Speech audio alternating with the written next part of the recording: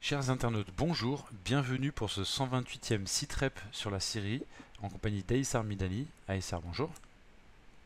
Bonjour Raphaël, bonjour chers internautes, bonjour à tous. Dans ce mois d'août brûlant à tous les niveaux, sur le plan du climat que sur le plan des événements, on va essayer de faire un petit peu le tour de cette situation brûlante et puis son impact essentiellement sur la Syrie aussi. Ok, eh ben on va parler tout de suite sans transition effectivement, enfin si justement, tu fais très bien la transition, parce qu'on va parler en premier lieu des tensions autour de Taïwan. Voilà, Taïwan c'est encore un endroit du monde où les anglo-saxons essayent de diviser pour mieux régner. Et donc là, ils ont une politique très ambiguë où d'un côté ils reconnaissent la Chine populaire, hein, la Chine continentale, et d'un autre côté ils ont un traité d'amitié avec Taïwan qui est censé se limiter à tout ce qui est économique et culturel. Et ils ne sont pas censés envoyer de hauts représentants. Or, ils viennent d'envoyer Nancy Pelosi, la présidente de la Chambre des représentants américaine, à Taïwan. Et ce qui n'a pas manqué évidemment de faire réagir vivement la Chine, puisqu'elle avait prévenu que ce serait quasiment un casus belli. Alors est-ce que tu peux nous commenter cette info? Alors, en fait, l'arrivée ce matin tôt de Nancy Pelosi à Taïwan, malgré les mises en garde et puis en fait, comment dire, oui, les mises en garde effectivement chinoises et le fait que la Chine prendrait ça très mal et le fait que de toute façon, si elle arrive quand même, elle considère que c'est une violation de la souveraineté de l'État chinois, c'est une ingérence dans les affaires internes de la Chine, etc. Donc, malgré toutes ces mises en garde, Nancy Pelosi a insisté à débarquer ce matin tôt, donc dans un aéroport complètement sombre. Elle est rentrée, donc elle est arrivée à peine un peu après minuit ou un peu avant minuit. Et elle a rencontré très vite les représentants de l'État, en fait, de l'État taïwanais. Et ce qu'il faut savoir, c'est que ces représentants-là, aujourd'hui, sont des gens qui sont plutôt des séparatistes par rapport à la Chine. Alors que les États-Unis et Nancy Pelosi elle-même et Biden disent que de toute façon ils soutiennent l'unité chinoise, qu'ils considèrent que la Chine est un État, mais et que ceci ne va pas changer, cette visite ne va pas changer leur position par rapport à la Chine, mais la Chine a très mal pris ceci. Donc après toutes ces mises en garde, le fait de violer cet espace a été une annonce d'attaque pour elle. Donc il y a eu une mobilisation de l'armée chinoise populaire autour de l'île de Taïwan. Il y a eu un lancement en fait d'un tas de tirs sur l'ensemble du détroit entre la Chine et Taïwan. Toute la nuit, ils ont dit que de toute façon, le détroit qui sépare Taïwan de la Chine, il va y avoir des tirs toute la nuit, des tirs importants. L'île autour il y a eu lancement aussi de manœuvres autour de l'île. Il faut savoir aussi que pas loin, il y avait un grand bateau de guerre américain aussi, donc en mer de Chine. On peut penser que, en fait, on peut se poser la question pourquoi Nancy Pelosi et les Américains essayent par tous les moyens de montrer qu'ils sont au-dessus de toutes les lois, qu'ils sont aussi au-dessus de toutes les possibilités de questionnement et de rendre des comptes, et pourquoi ils se retrouvent eux aussi, ils continuent à se comporter en s'asseyant sur toutes les règles internationales et sur toutes les règles de non-ingérence dans les pays. Parce qu'en fait, Le fait, ils prétendent en fait maintenir le statu quo, hein, c'est dans leur déclaration. Alors qu'en fait, le statu quo, justement, c'était qu'il n'y avait pas de rencontre de haut niveau entre des représentants taïwanais et américains. Or là, c'est le cas. tout à fait, Donc ça contrevient au statu quo. Et donc effectivement, on peut considérer qu'ils tout jettent à fait. de l'huile sur le feu. Absolument. Puis en plus, elle va là pour assurer les Taïwanais de son soutien. Que la question qui se pose, est-ce qu'ils vont inonder le Taïwan d'armes américaines comme ils l'ont fait en Ukraine? Parce que en Ukraine, c'est pareil. Ils ont aussi commencé à assurer Zelensky de leur soutien et ils ont déployé des missiles tout le long de l'Ukraine, etc. Donc ça, c'est vraiment très grave et ça met quand même en danger la paix mondiale. Ça risque de provoquer une guerre mondiale, mais une guerre mondiale destructrice parce qu'on sait que les Américains n'ont aucun scrupule à utiliser ni l'arme nucléaire, ni les petites ou grandes, n'importe où. Et à partir du moment où ils s'estiment à l'écart et que ça ne les touche pas, je rappelle quand même que ce sont les seuls qui ont utilisé l'arme nucléaire à Hiroshima, à Nagasaki, au Japon, en fait. Mais après que la guerre était terminée, la Deuxième Guerre mondiale était terminée, ils ont balancé ces bombes atomiques. Et voilà, donc c'est une preuve de belligérance et de violente agressivité, en fait, pas seulement contre le peuple chinois, mais contre tous les peuples et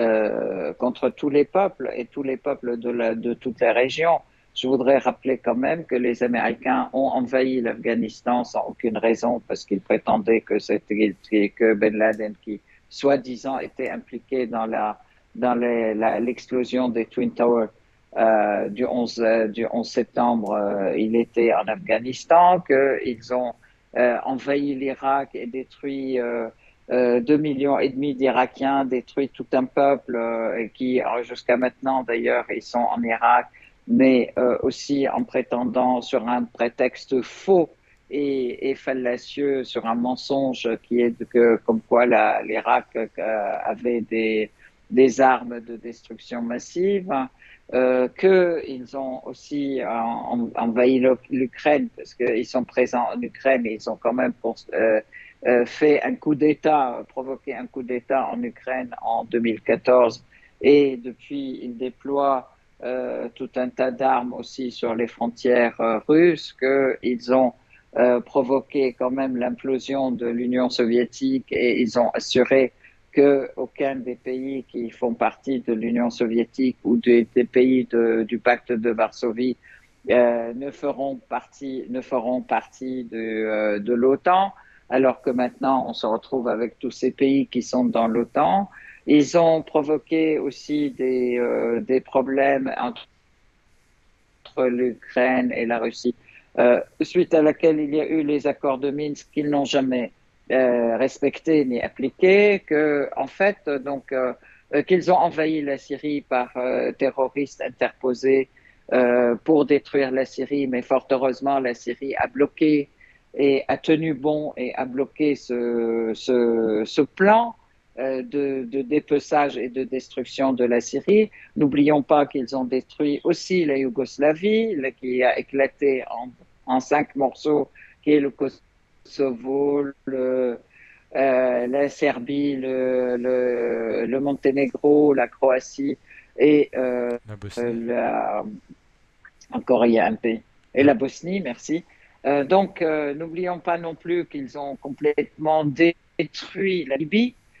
C'est bien l'OTAN et l'Union européenne qui ont détruit la Libye, qui était un pays qui était un pays riche, qui avait une économie qui tenait, qui est aussi sans prêt à zéro dette et qui abritait énormément de travailleurs aussi bien de l'Afrique que du Balkan, etc., qui étaient dans d'excellentes conditions de travail. Donc, et là, j'en cite des meilleurs, sans parler de tous les coups d'État qu'ils ont organisés dans tous les pays de l'Amérique latine, le coup d'État contre Allende au Chili, le coup d'État tenté aussi, mais pas réussi, contre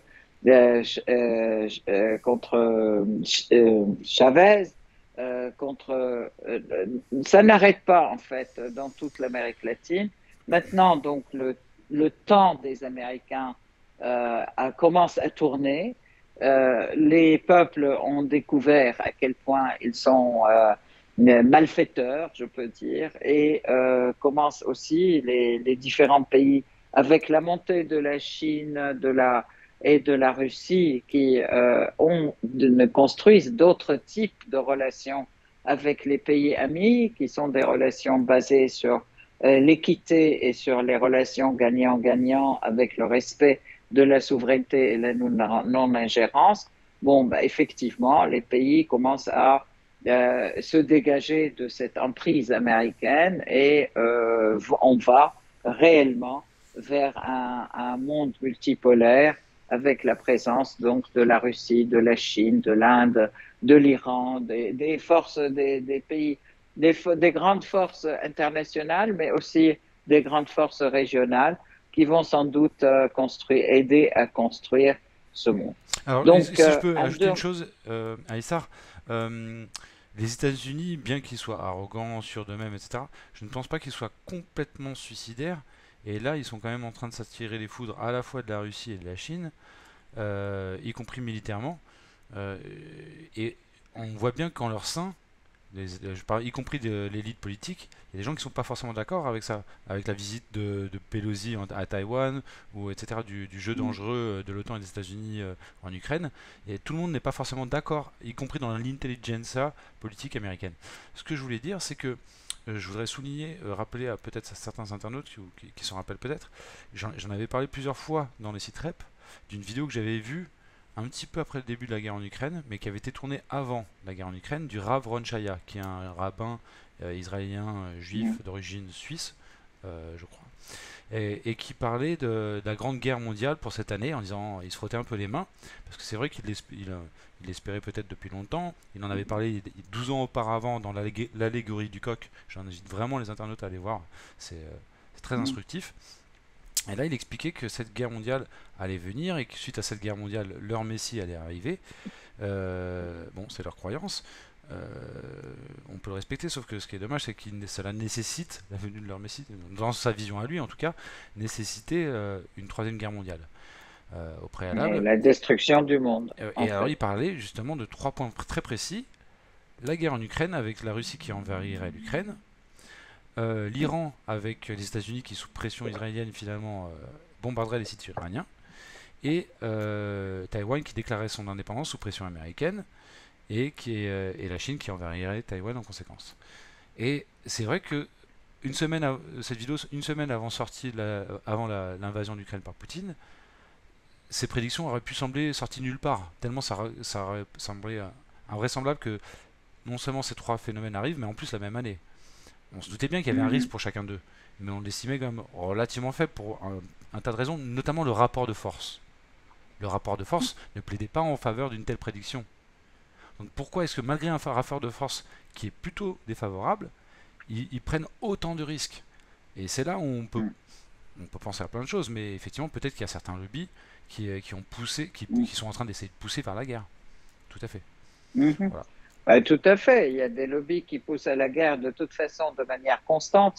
C'est le lobby des armes, de l'armement américain, qui veulent absolument qu'il y ait des guerres partout et qui tirent aussi leur grand profit des guerres. Hein.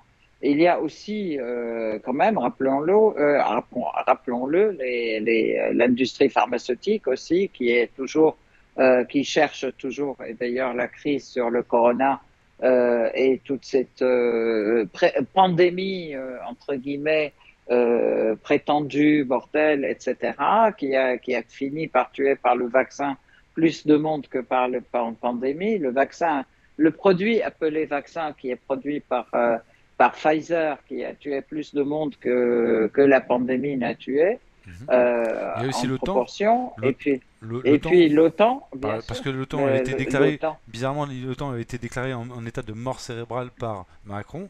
Et même effectivement, par Macron, et là, oui, c'est ça. étrangement, à l'occasion de la guerre en Ukraine, tout le monde est en ordre de bataille, Tout à et fait, tout à etc. fait.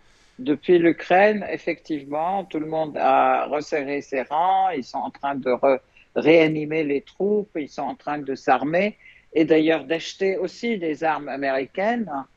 Tous les pays de l'OTAN sont obligés d'acheter des armes aux États-Unis, Mhm. d'ailleurs, il faut le dire.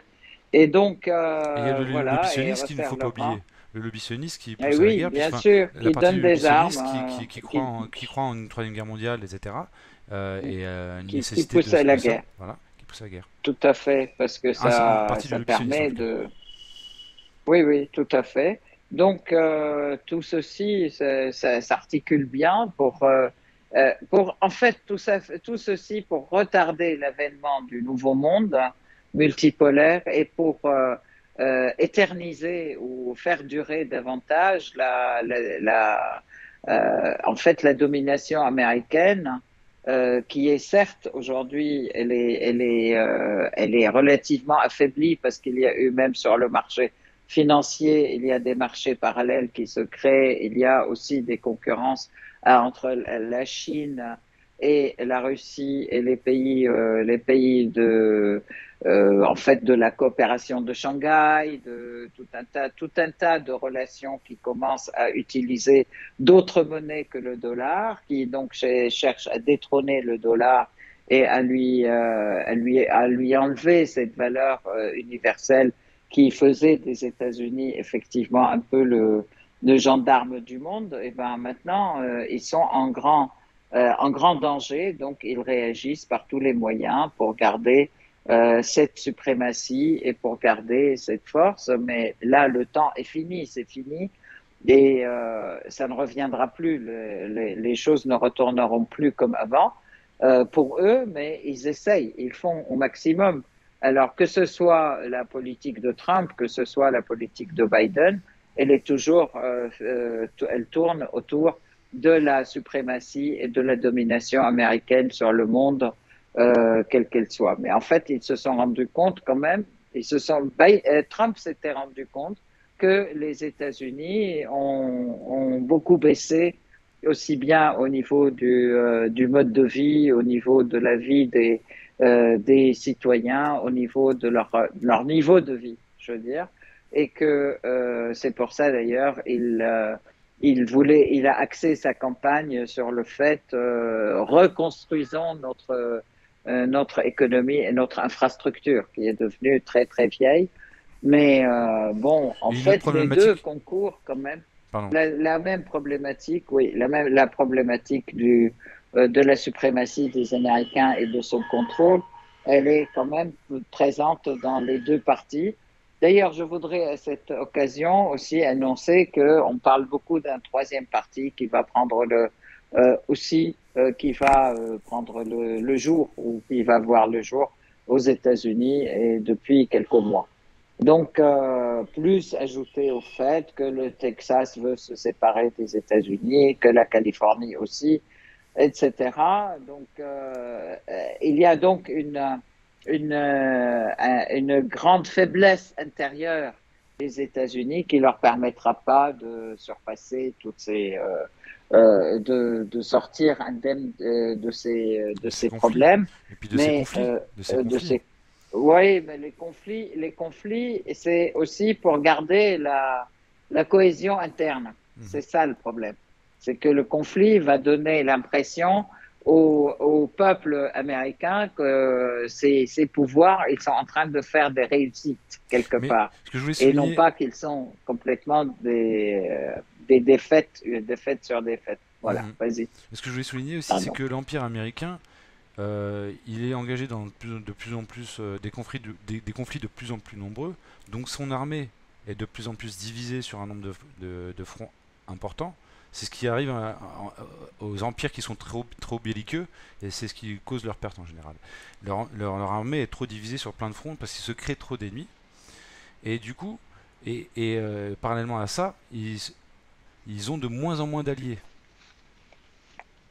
Et donc, dans le Oui, cadre de toute façon, ils ont. d'un conflit qui serait de l'ordre de la Troisième Guerre mondiale, peut-être qu'il n'y aura jamais de Troisième Guerre mondiale. Pourquoi? Parce il y aura quelques pays impliqués, mais pas autant que les États-Unis voudraient.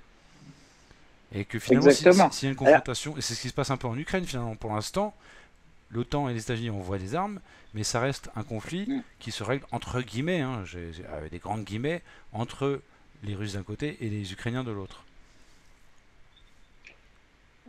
oui, et les États-Unis, de toute façon, là, pour répondre à ta question, en fait, pour reprendre ta question concernant les armées, là, maintenant, ils n'envoient plus d'armées quelque part, en fait. Ils agissent aussi par armée de peuples interposés. Donc, Mais même on ça, dit bien qu'ils se battent jusqu'au dernier Ukrainien, et là, même à Taïwan, s'ils veulent se battre, ils se battront jusqu'au dernier Taïwanais, mais ils se battront pas en tant qu'Américains. mais je suis C'est d'accord ça avec le toi truc. qu'ils utilisent de plus en plus de proxy, on en a parlé en large et en travers, et beaucoup de géopoliticiens en parlent. Ouais, Mais en même temps, même des proxys, il faut des mm, instructeurs, il faut des gens qui passent les instructions, tout à fait. des gens qui forment, qui passent les armes, qui passent l'argent, etc.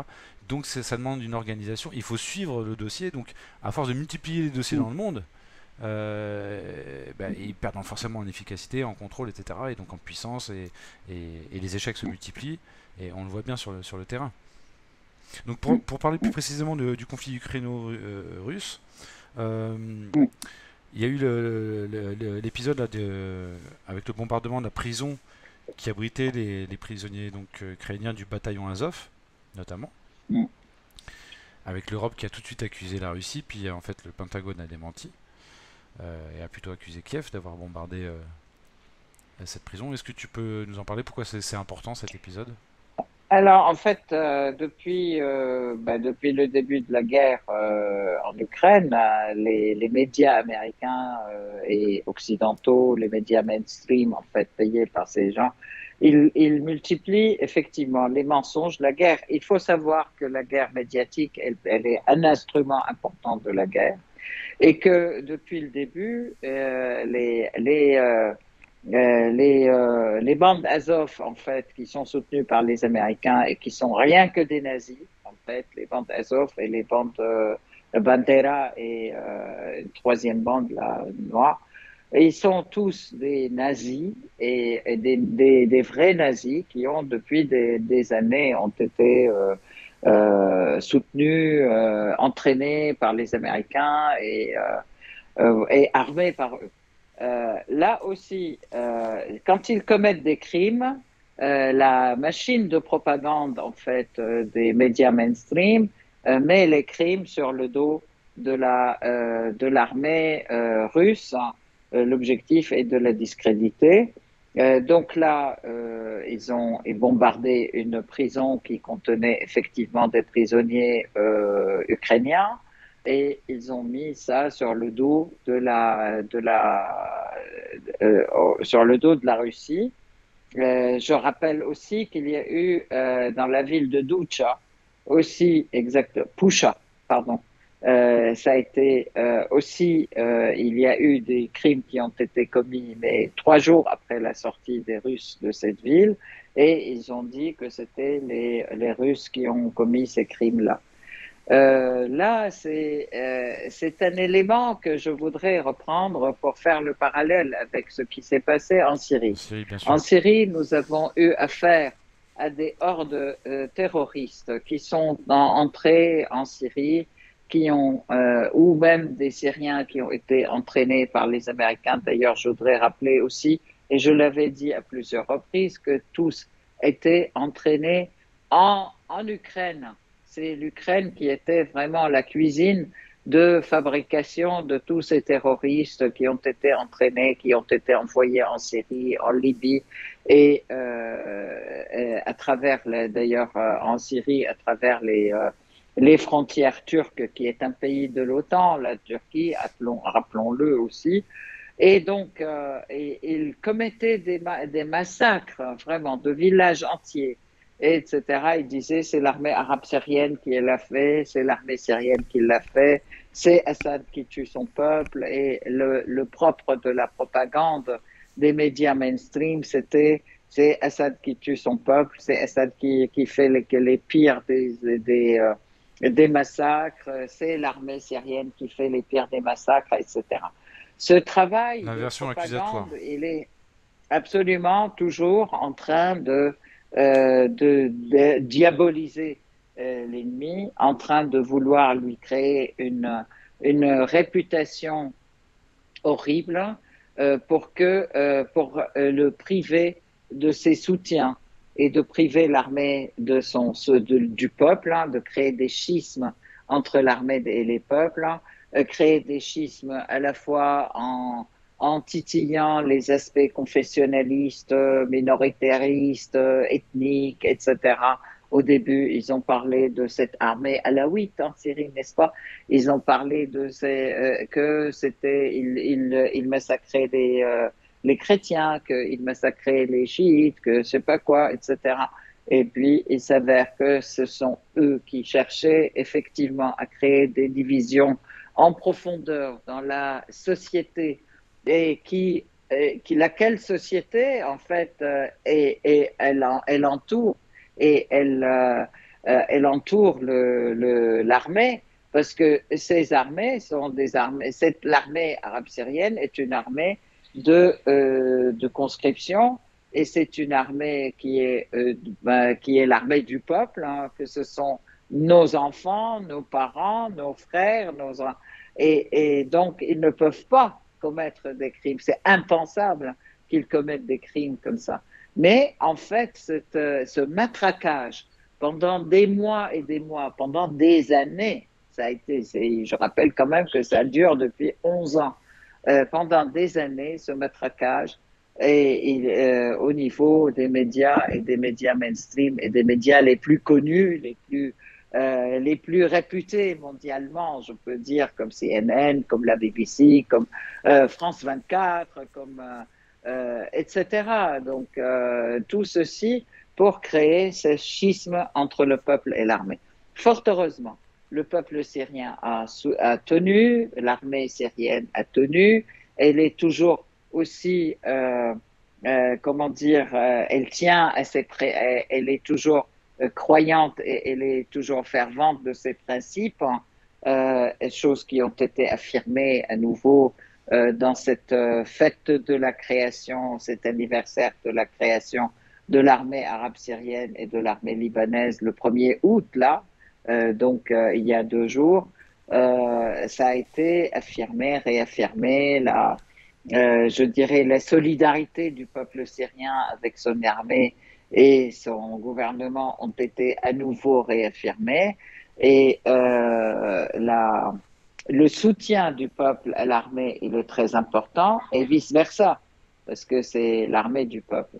Alors c'est vrai pourquoi elle a été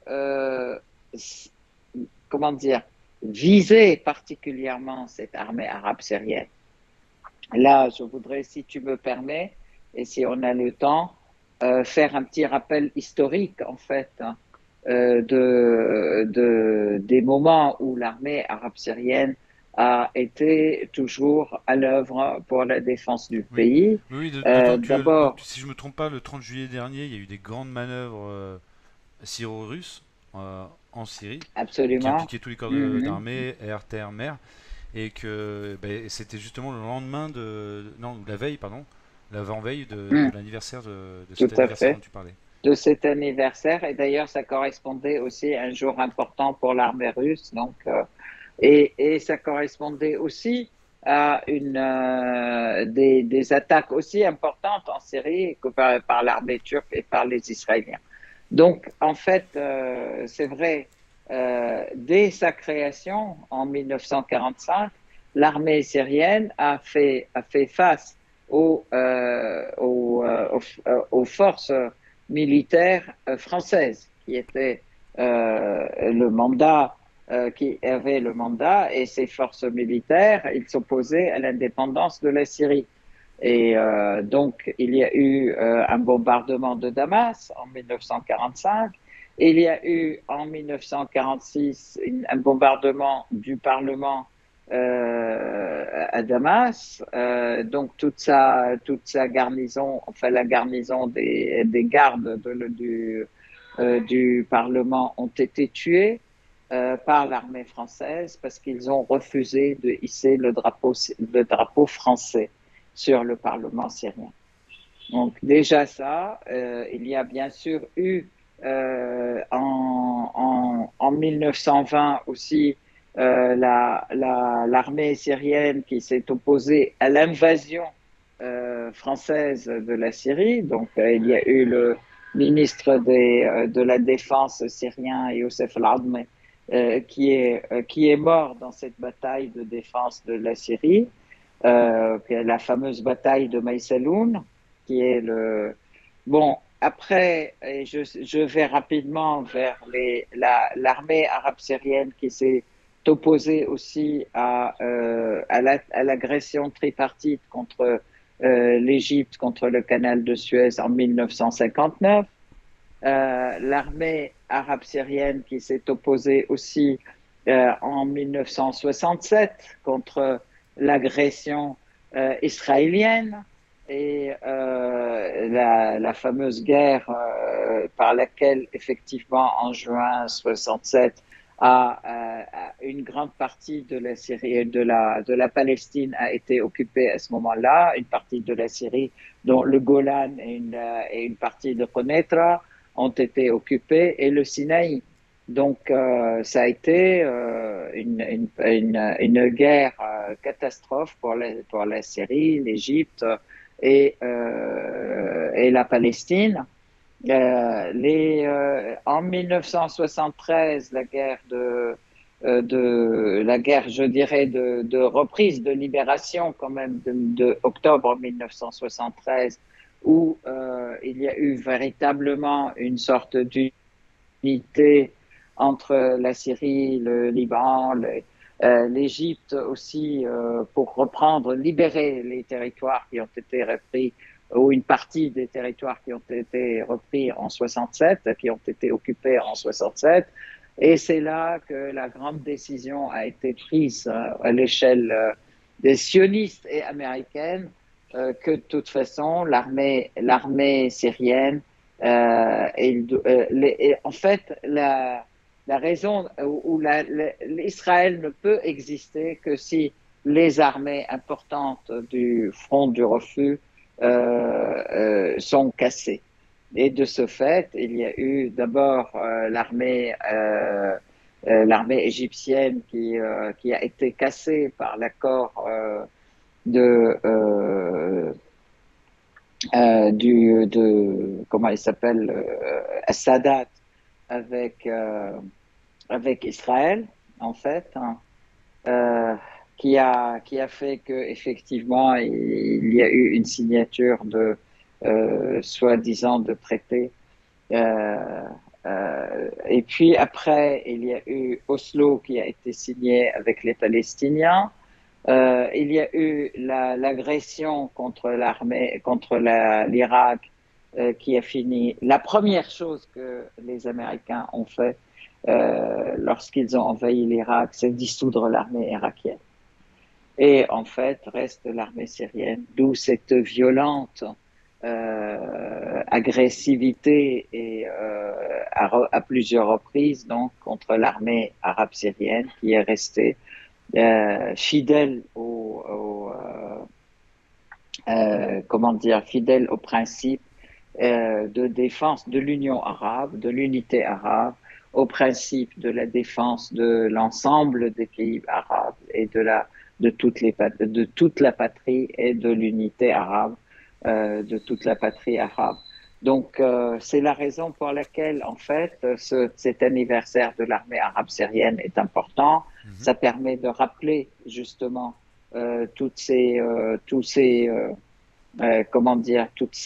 actions et toutes Ce ces moment défenses existentiel, j'ai envie et de dire, pour la nation. ces moments historiques, existentiels pour la nation. Merci, tout à fait. Et qui reste et restera toujours justement fidèle à ses principes et fidèle à ses bases. Aujourd'hui, l'armée arabe syrienne En fait, je n'ai pas parlé, mais je vais le dire rapidement, les citer quand même. La Syrie a participé à sauvegarder le Liban, à la sauvegarde du Liban pendant la guerre civile, à la sauvegarde aussi de la résistance palestinienne, donc à la résistance libanaise en 2006, et donc continue à lutter aujourd'hui contre le terrorisme. Et même, et même à la résistance irakienne aussi, il me semble. Il me semble que d'un côté, Irakienne aussi, les tout à opposants à fait. Saddam Hussein étaient pour partie réfugiés à Damas, et qu'au-delà de ça, les civils irakiens ont trouvé, notamment la classe moyenne et aisée, a trouvé refuge au début, à partir de 2003, en Ah oui, Syrie, oui, beaucoup, oui. De ce qui a toute fait monter façon, là, c'est les prix de l'immobilier à Damas d'ailleurs. Et- ça, c'est l'accueil effectivement des réfugiés de tous les pays arabes, y compris le Koweït d'ailleurs. Quand le Koweït a été aussi un peu, euh, en envahi. fait, oui, ouais, envahi par l'Irak. Mais donc en fait, c'est important qu'on rappelle tout ça et qu'aujourd'hui, dans le front de la résistance, l'armée arabe syrienne est aussi la pierre angulaire de ces résistances qui naissent, la résistance libanaise, la résistance palestinienne, dans toutes ces organisations. Toutes ces organisations ont été toujours accueillies, soutenues, armées, entraînées en Syrie, etc. Et aussi les Yéménites et aussi les Irakiens dans l'occupation, contre l'occupation américaine. C'est important d'ailleurs, c'est pour ça les Américains, ils ont une grosse dent contre la Syrie et je pense qu'ils ne sont pas prêts de partir de la Syrie sans qu'il y ait une véritable confrontation jusqu'à présent. Non, D'où d'ailleurs, là je saute oui, puisque, vas-y, bah, je voulais pardon. parler Je justement, parce qu'on voulais, a quand même pas mal parlé de la Syrie, justement continuer un peu sur la Syrie, et on parlait de la Russie justement et de leur grande voilà. manœuvre commune. Je voulais parler du fait qu'il y a des représentants de l'armée russe qui se sont rendus à Assaké récemment, euh, pour, si j'ai bien compris, des pourparlers. Est-ce que tu veux Donc bien en parler? la coopération entre l'armée syrienne et l'armée russe en Syrie dans cette dernière décennie, je dirais, contre l'occupant américain et contre l'occupant turc et contre les hordes terroristes qui ont envahi la Syrie et qui sont animées par les Américains. Tout ceci fait que la Syrie remporte des grandes victoires, d'abord parce qu'ils se sont soldés par la libération d'une grande partie de notre territoire. Et les agressions des Américains contre la partie riche de la Syrie, qui est la partie est de l'Euphrate, qu'on appelle El Jazira, en fait, le pillage du pétrole syrien par les Américains, le pillage du blé syrien par les Américains, le pillage de toutes les richesses de coton, de phosphate, il faut dire que la Syrie est un pays riche hein, de ce côté-là, aussi bien en sous-sol qu'en et fertile en sol. Là, effectivement, il y a une excellente collaboration entre la Syrie et la Russie. Il y a eu donc ces manœuvres communes qui ont été bien effectuées la veille de cet anniversaire, je dirais, de l'armée arabe syrienne.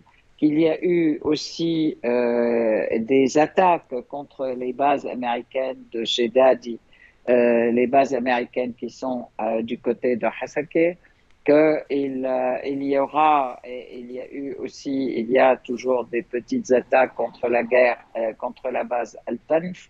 Et les Américains seront amenés à sortir et à quitter le pays, non pas par leur propre volonté, mais parce qu'ils seront acculés par la résistance du peuple syrien et de l'armée arabe syrienne qui le soutient et aussi l'armée russe qui se joint à l'armée syrienne pour effectivement que les forces américaines et turques puissent quitter complètement le territoire syrien. Mhm. Alors, Et ça, c'est un grand. C'est une grande question, mais c'est, je crois, la priorité du moment. Mhm. Alors, pas très loin du côté du Liban, si tu veux bien qu'on en parle maintenant. Il y a toujours des Mm. tensions autour du puits de Karish parce que donc le Liban et notamment une de ses composantes importantes, le Hezbollah, revendique la souveraineté libanaise sur ce puits de Karish.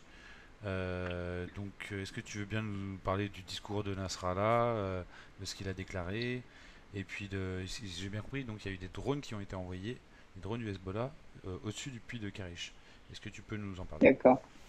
De toute façon, il est important de voir que la mer Méditerranée, dans cette partie, l'est de la Méditerranée, contient plusieurs blocs de gisements de gaz et de pétrole qui sont très importants.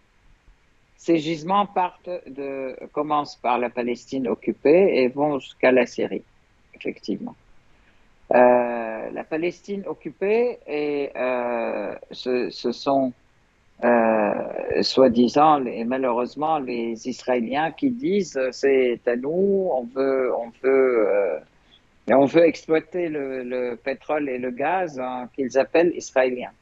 Or, Israël n'est qu'un pays d'occupation et c'est un pays qui occupe la Palestine. C'est un pays, c'est pas un pays, c'est un État fantoche qui occupe la Palestine, qui a fait exiler qui a viré une grande partie de sa population. D'ailleurs, la partie qui reste, on lui rend la vie impossible pour qu'elle quitte. Et en fait, ceux qui tiennent à leurs racines et qui tiennent à leur terre se font massacrer tous les jours et se font détruire leurs maisons, se font arrêter pour n'importe quelle raison, y voir pour des raisons administratives, etc. Donc l'oppression quotidienne israélienne et la répression et le, le piétinement des droits élémentaires de la population, ils sont pratiqués, ces pratiques courantes de l'État sioniste hein, et des colons sionistes en Palestine. D'ailleurs, j'ouvre une parenthèse pour rappeler que maintenant, ils s'attaquent aussi aux enfants. Ils arrêtent les enfants de 13 ans, de 14 ans, de 7 ans, de 8 ans, que leurs prisons sont pleines, que ces enfants subissent les pires tortures et qu'il y a même à ce niveau un rapport d'une commission d'enquête qui a été fait et qui met une honte de l'humanité dans une liste de la honte de l'humanité, les 1260 enfants qui ont été arrêtés et maltraités et torturés dans les prisons israéliennes. En toute impunité, et alors que tout le monde le sait et tous les pays, y compris l'ONU, le sait et continue à soutenir cet État fantoche, rien que parce qu'il est soutenu et créé par les Américains et les Britanniques. Il y a eu un jeune de Donc 17 ans ça, qui est c'est mort, tu m'avais dit en préparant cette interview, qui un a tir à été bout portant. tué par un bout portant, oui, tout à fait, par une arme à feu. C'était hier, je crois. Ça, c'est quelque chose de fou. Ajouté au fait que les Palestiniens sont privés de toutes leurs richesses. Aussi, on vole l'eau des territoires palestiniens. Elle passe en tuyau sous les Palestiniens et ils n'ont pas le droit d'y toucher. Leur eau, on détruit leur culture, on crée des murs entre eux et leur terre et leur culture, on les empêche comment dire, de cueillir les oliviers, les olives, etc., etc. C'est un quotidien, un enfer de quotidien. Bien sûr, là, quand on discute quand les Israéliens de ce fait aussi, sur la partie du pétrole qui est du côté de la mer de Gaza, bien sûr, ils prétendent que c'est la partie israélienne. Et non seulement, mais ils interdisent aussi aux pêcheurs palestiniens d'aller pêcher dans la mer Donc, ils leur tirent dessus, ils détruisent leur bateaux de pêche, etc., etc. Alors ça, il faut Bon, souligner ça, que, c'est pour les si tu me Palestiniens. permets, je voudrais souligner que ça contrevient complètement à la convention du droit de la mer qui a été signée à Montego Bay en Jamaïque en 1982 et qui définit clairement les eaux territoriales souveraines de chaque pays en fonction des côtes et en fonction du plateau continental, etc. Il y a des règles très strictes, je ne les connais pas par cœur, mais en gros, clairement, en face de la plage de Gaza, évidemment, pendant un certain nombre de kilomètres, c'est la zone de mer maritime exclusive et souveraine de la Palestine. Quand bien même on considérait, je veux dire, qu'Israël aurait la sienne, ce qui est un débat, parce que toi tu estimes que c'est un État fantoche et tu as des arguments de poids pour le faire valoir, euh, même en considérant qu'Israël aurait ses eaux territoriales, elle empiète en plus sur celle de Gaza et des Palestiniens. Tout à fait. Mm. Le maigre lot de consolation qu'il leur reste, même ça, il le piétine. Et donc là, Tout ça à nous fait. amène à D'ailleurs, l'autre même côté, au niveau. au Liban et au puits de Karish, parce que empiéter sur Voilà. les Palestiniens, ça leur suffit pas, il faut aussi en plus qu'ils empiètent sur les Libanais. Oui, voilà. Donc là, c'est pareil. Ils ont commencé à piquer le pétrole libanais dans le puits de Karish en prétendant que donc il y a une ligne de démarcation qui n'est pas nette, etc. Et ils commencent à prendre justement dans la partie libanaise. Là-dessus, bien entendu, le Hezbollah et les Libanais commencent à réagir avec le président libanais Aoun, Michel Aoun qui réagit. Hezbollah réagit beaucoup plus de manière assez violente. Il y a eu un envoi de de 3 drones en fait, qui étaient un message pour montrer que de toute façon, on peut aller jusqu'à Karish et on peut savoir tout ce que vous faites, etc. Donc, les 3 drones, il y avait 2 drones qui avaient pris des photos, etc., etc. Le troisième, il était fait pour tomber, pour être tombé, et les drones n'ont pas été interceptés. Donc le message c'était on peut aller et on a tout sous contrôle, sous notre contrôle, donc vous ne pourrez pas nous échapper. Là-dessus, bien sûr, il y a eu une grande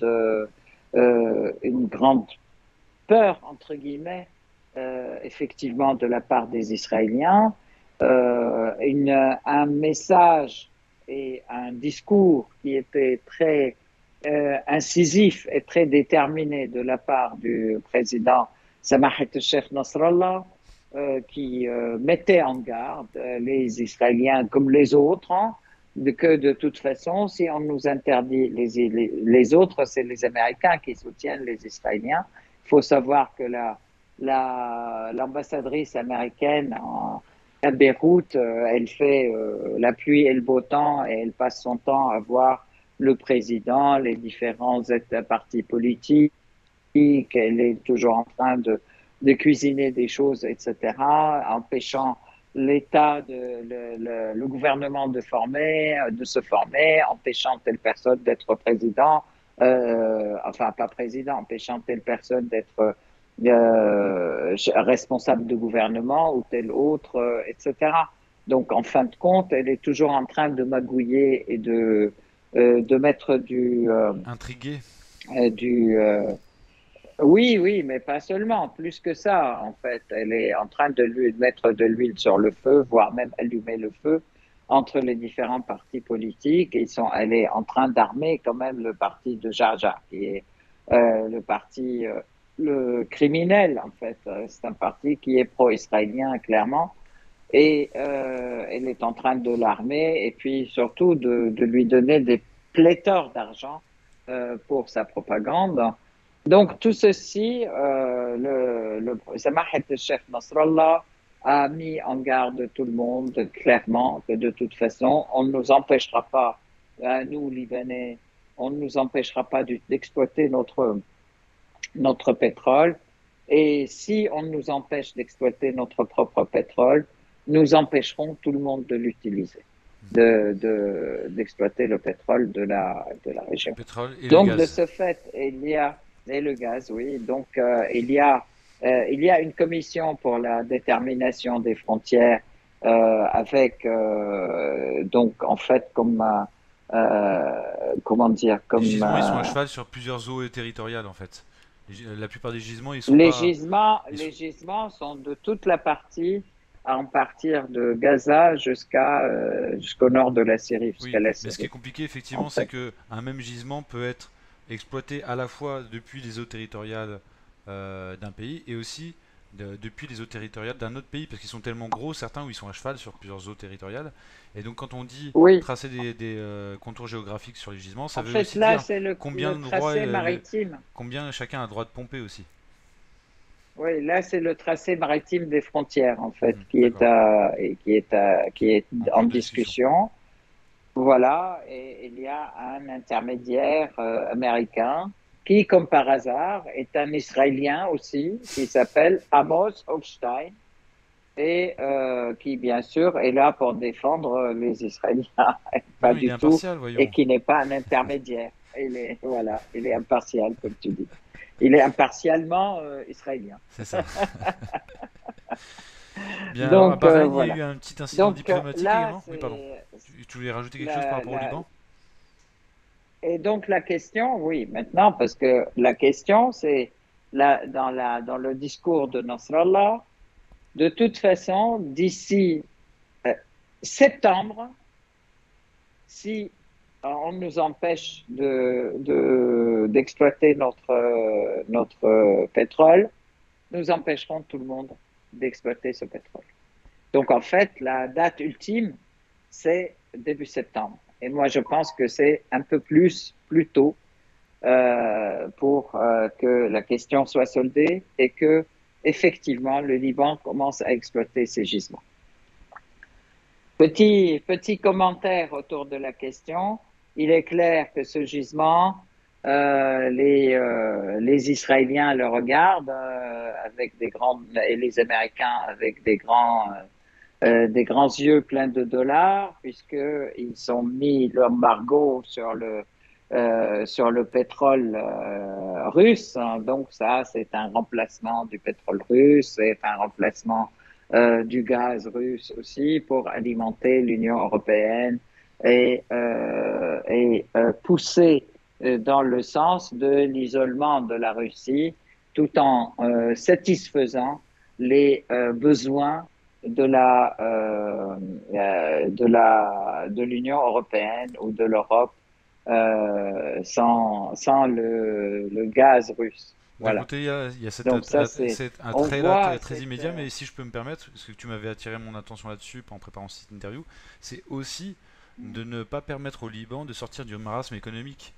Le marasme économique là-bas, exactement. il est fait pour justement mettre à l'écart le Hezbollah, et pour le mettre vraiment en minorité, à l'écart. Pour l'instant, ça ne marche pas. Mais ce qui marche par contre, c'est que le Ouais. Liban, effectivement, est financièrement, économiquement, il est malheureusement à genoux. Et c'est vrai que HS, là, il y ouais, a une manne financière qui pourrait l'aider à sortir de ce marasme tout économique et à financier. fait. Une richesse importante, c'est l'évaluation est de, je sais pas, quelques centaines Milliards. de millions de milliards, ouais, quelques centaines de milliards.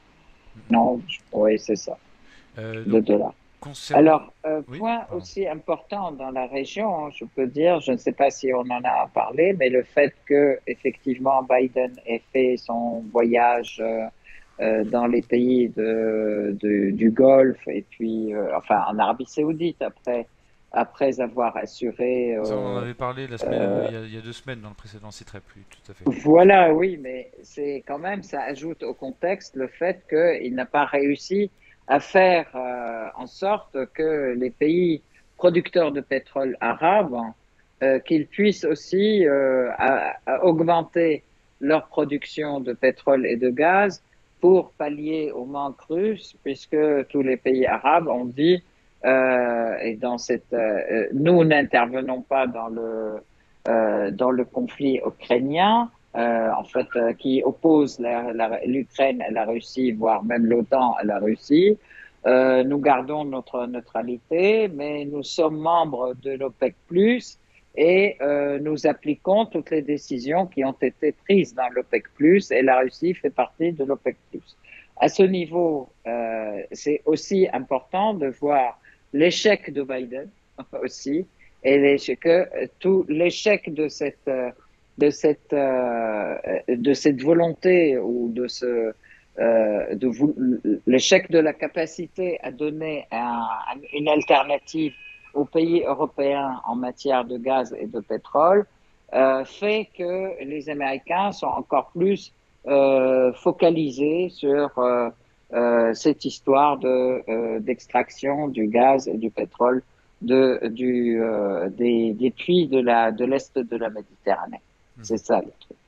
Et en fait, ils empêchent tout le monde de le faire sous prétexte de la Code César, du Code César ou de la loi César, qui est imposée à la Syrie et au Liban, puisque n'importe quelle compagnie ne peut pas travailler dans ces puits puisqu'elle tombe tout de suite sous les sanctions américaines. Mhm. Ça, c'est aussi le truc, le lien dans l'affaire. Donc voilà. Et maintenant, hier, Samah Chef Nasrallah, il affirme que de toute façon, là, notre fuel arrivera et il arrivera jusqu'au Liban avec les bateaux iraniens et personne n'osera s'y opposer. Voilà. Donc Ok. là, c'est aussi une affirmation très, très importante. Alors, il nous reste plus que quelques minutes avant de clore cette interview. On va parler du Bahreïn et de l'incident diplomatique qui a eu lieu là-bas et qui a Oui, impliqué une princesse bahreïnite. voilà, c'est la princesse Sheikh Hamay qui était ministre de la culture à Bahreïn, qui a été limogée du fait qu'elle a refusé de serrer la main au ministre israélien. Et donc là-dessus, elle a été limogée et elle est partie la tête haute en déclarant que de toute façon, jamais on l'obligera à faire ça, à faire accepter un État qui usurpe les droits de nos peuples, hein. On lui a fait donc, dans son ministère et ses collègues les autres collègues aussi, d'autres ministres, lui ont fait une sorte de gala de départ, en fait, hein, au cours duquel ils l'ont assuré de leur soutien, de leur estime, parce qu'elle a été très courageuse et très patriote, et que de toute façon, ils sont tous d'accord avec elle, et ce qui montre bien quelles que soient les pressions que subissent les gouvernements ou qui font sous la pression des actes pour normaliser ou pour intégrer Israël dans leur rapport, la population, le peuple, mais pas seulement le peuple, mais tout le monde, il y a aussi une très grande résistance et un très grand rejet d'Israël donc dans ce contexte. Et c'est très important aussi de voir que c'est le cas de tous les peuples arabes. Donc qu'on ne se fasse pas d'illusions, qu'on ne se fasse pas d'illusions sur le fait que cet État fantoche puisse être intégré par quelque rapport de force que ce soit dans la région. Merci Voilà. beaucoup. Alors, je voudrais conclure en évoquant une série de clichés que malheureusement, je crois, tu n'as pas encore vu. J'en ai parlé en préparant cette interview, mais il y en a un problème de connexion. C'est les clichés du couple Zelensky, donc le président ukrainien et sa femme, Mm. qui ont été faits et publiés sur Vogue, pour Vogue, le magazine Vogue, hein, qui est une Mm. sorte de Elle, si je ne me trompe pas. Vogue, c'est l'équivalent de Mm. Elle, hein, Vogue, c'est un magazine de magazine de mode. mode, oui, Voilà. effectivement. Donc, un Ouais. couple présidentiel d'un pays en guerre fait des photos, donc quelque part d'art, pour un magazine de mode. Mm. C'est très. Mm. Il y a beaucoup de gens, y compris dans les supports en France, moi j'ai remarqué sur les réseaux sociaux, des gens qui supportaient l'Ukraine dans ce Mm. conflit, donc qui supportaient les équipes, qui sont quand même commencé à se poser des questions en disant ah, mais là quand même c'est abusé. On dirait qu'il y a des neurones qui commencent à refonctionner, des fils qui recommencent à se toucher, tellement la propagande devient de J'espère pire en que pire. J'espère que ça refonctionne parce que moi, je voudrais dire quand même que lors de la guerre contre la Syrie et jusqu'à maintenant d'ailleurs, il y a eu l'utilisation de grandes stars en fait de la chanson et du cinéma aussi qui ont été utilisées dans le fait halte à je sais pas quoi à la répression que mène Assad contre son peuple, au massacre, etc. Enfin, vraiment, ça a été ignoble et ça continue d'ailleurs. Donc, moi, pour conclure, je dis, dans cette propagande de masse, ils utilisent tout, tout, tout. Et donc, soyons vigilants. Il est très important qu'on soit très vigilant et très critique en fait, par rapport à tout ça et ne pas se laisser abuser parce qu'on est dans la mode ou parce qu'on est dans les médias, dans l'art ou dans la culture, etc. Parce que tout est utilisé, tout est soumis aux objectifs politiques, en fait, d'agression, clairement. Mais ce que je Voilà. voulais souligner, c'est que je l'espère en tout cas qu'il y a de plus, comme leurs manœuvres sont de plus en plus grossières et de plus en plus mensongères, j'espère qu'il y a une partie des gens qui les suivaient jusque-là qui ouvrent les yeux. On l'a vu à l'occasion de la crise Covid, malgré toutes les égéries qu'ils avaient convoquées du sport, des arts pour dire aux gens de se faire vacciner. Finalement, il y en a plein qui l'ont fait uniquement sous le poids de la contrainte et pas tant que ça sous le poids de la propagande. C'est-à-dire qu'ils sont quand même encore obligés de Ouais, contraindre les peuples, même en Occident, pour les faire obéir. Et ouais. la propagande, j'ai l'impression, marche de moins en moins.